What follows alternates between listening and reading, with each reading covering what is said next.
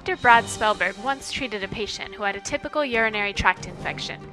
She had properly taken her prescribed dose of oral antibiotics, but when the bacteria failed to respond, her infection spread through her urine, to her blood, to her spine, ultimately paralyzing her. These are mundane infections that historically we could give an antibiotic pill to. The patient would do fine after a couple of days, but not anymore. Such infections are associated with the overuse of antibiotics, which fosters resistant strains of bacteria, according to Spellberg, an infectious disease physician and professor of medicine at UCLA's Geffen School of Medicine. These infections are happening now. They're going to be increasingly common, and they're going to be increasingly resistant.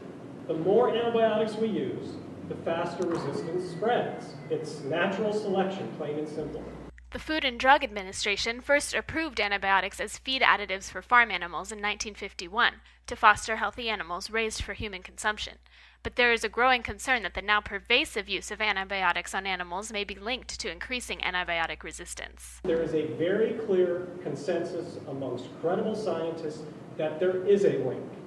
Spellberg joined local chefs, activists, and officials at a press conference Tuesday, where Congressman Henry Waxman also addressed this public health issue. The problem is that the widespread use of antibiotics is a serious health threat.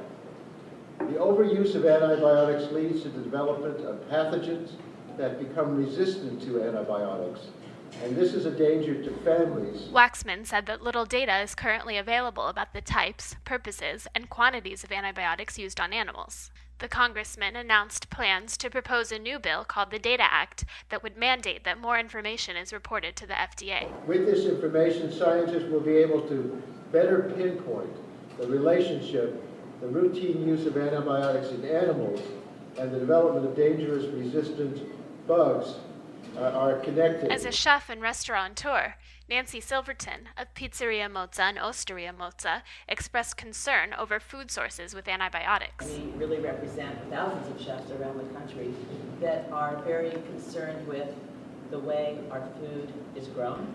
Local chef Mary Sue Milliken, whose Santa Monica restaurant Border Grill uses only meats raised without antibiotics, also showed her support of the cause. It's kind of a no-brainer, so I'm really excited that Congressman Waxman has taken this step towards what I hope is going to be sweeping change in the way meat and poultry is raised in this country. For Corsair Radio, I'm Amber Antonopoulos.